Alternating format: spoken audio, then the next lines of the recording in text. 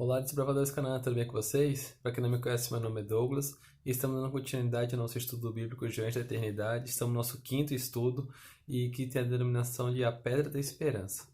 Nós descobrimos que a pedra é Jesus.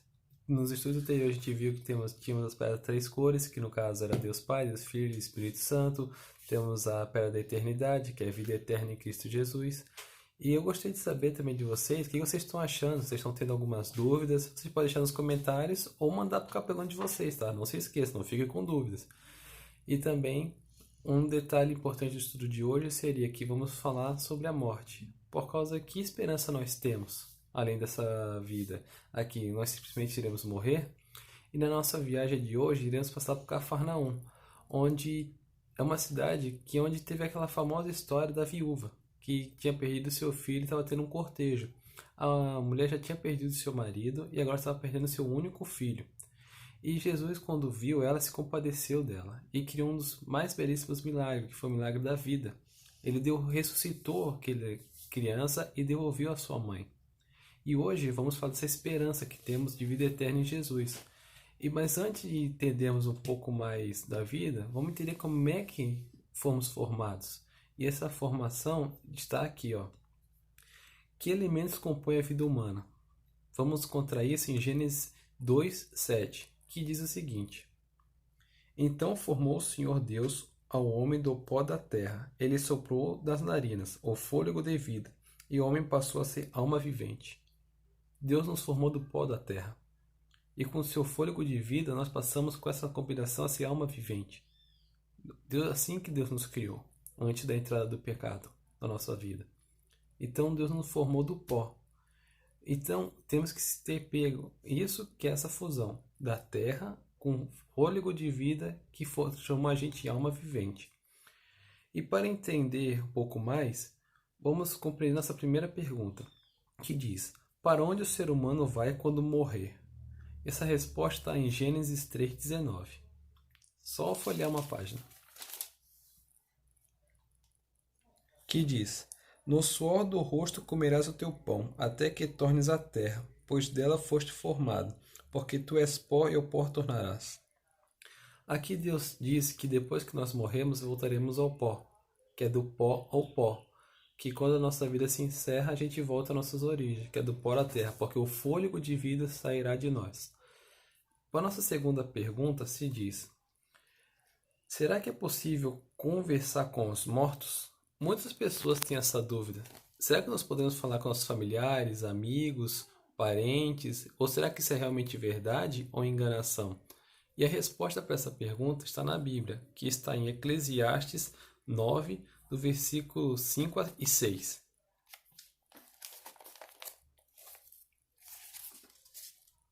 Que diz: Porque os vivos sabem que hão de morrer, mas os mortos não sabem coisa nenhuma, nem tampouco terão eles recompensa, porque a sua memória jaz no esquecimento.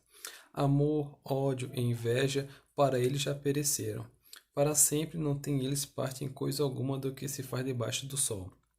Quando nós falecemos, nós apenas descansamos. E existem dois grupos que descansam.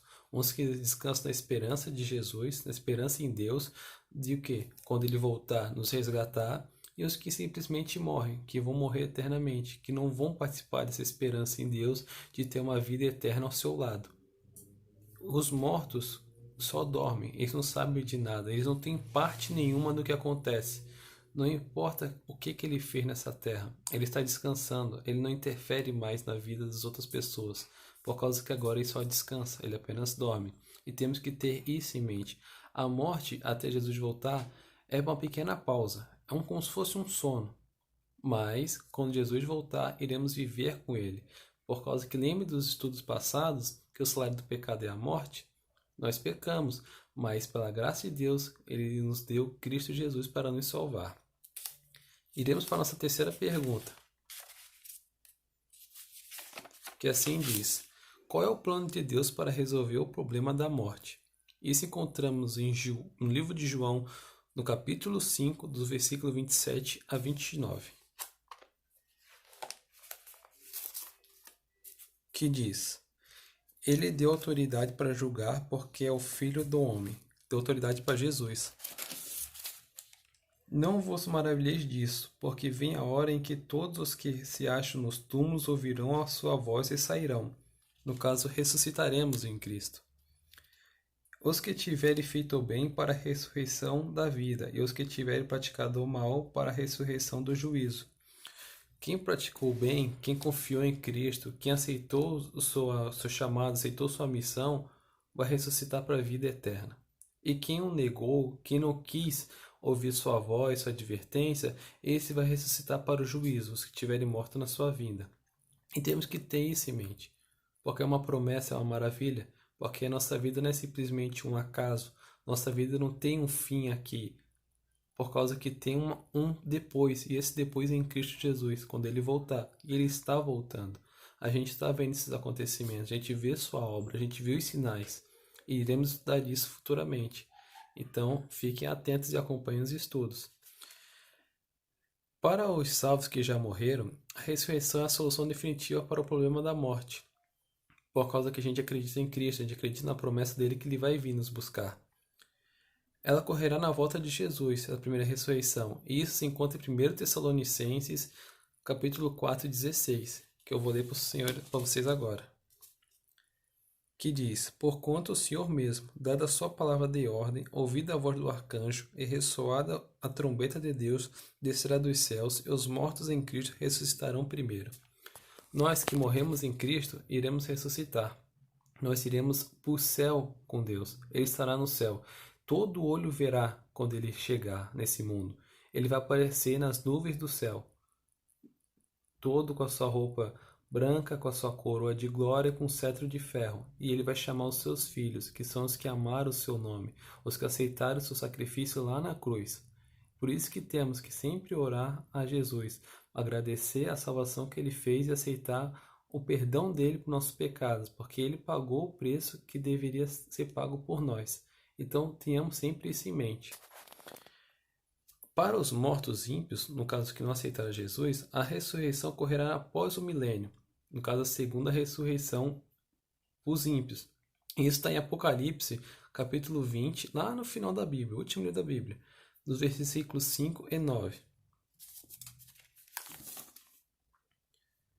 Os restantes dos mortos não reviverão até que se completasse os 1000 anos. Esta é a primeira ressurreição. Bem-aventurado e santo é aquele que tem parte da primeira ressurreição, no caso, os que amaram a Cristo. Porque os ímpios que não amaram a Cristo não terão parte da primeira ressurreição, só após os 1000 anos. Sobre esses, a segunda morte não tem autoridade, pelo contrário, serão sacerdotes de Deus e de Cristo, e reinarão com ele os 1000 anos. Quando Jesus vier nessa terra, como a gente leu em 1 Tessalonicenses, a gente vai para o céu e ficará 1000 anos com ele. Aí depois desses 1000 anos terá o julgamento dos ímpios, dos mortos ímpios. Quando, porém, se completarem os 1000 anos, Satanás será solto da sua prisão, e sairá a seduzir as nações que há nos 4 cantos da terra, Gog e Magog, a fim de reuni-las para a peleja. O número destas é como a areia do mar. Marcharão então pela superfície da terra e sitiarão o acampamento dos santos e a cidade querida. Desceu, porém, fogo do céu e os consumiu. Quando Jesus voltar de novo, vai ter a segunda ressurreição, no caso dos ímpios, e vai ter o julgamento deles. E ali será o seu fim. Vai acabar todo o mal nessa terra. Todo esse mal de ódio, de choro, tristeza, tudo isso irá acabar. Agora vamos continuar lembrando daquela especialidade de rochas e pedras, que você tem que mandar essa resposta para o seu capelão. Não se esqueçam, para você ganhar a sua especialidade e colocar na sua faixa. Aí você tem que descobrir essa semana e apresente a ele os exemplos, 4 utilidades das rochas. É bem simples. Tu faz uma pesquisa rápida, até você já deve saber de tantas vezes que você já deve mexido nas rochas e pedras. Você pega essas respostas e envie para ele. E fiquem com Deus, um grande abraço. Não esqueçam de ler a Bíblia, estudar a palavra de Deus e sempre pedir orientação a Deus. Vamos fazer uma oração? Senhor Deus, amado Pai, muito obrigado pelos esses ensinamentos, muito obrigado pela esperança que temos em Seu nome de ter uma vida eterna, que a vida nessa terra que temos muitos problemas e dificuldades não será o fim. Aqui só é uma pequena passagem, é só o início, Mas quando o Senhor voltar, teremos a eternidade no seu lado, onde teremos felicidade, paz e amor, onde viveremos para sempre aprendendo contigo. Muito obrigado por nos cuidar e por essa esperança. Muito obrigado por nos ouvir. Tudo lhe pedimos e agradecemos. Em nome do amado Filho Jesus. Amém. Muito obrigado. Fique com Deus e até o próximo estudo. Tchau.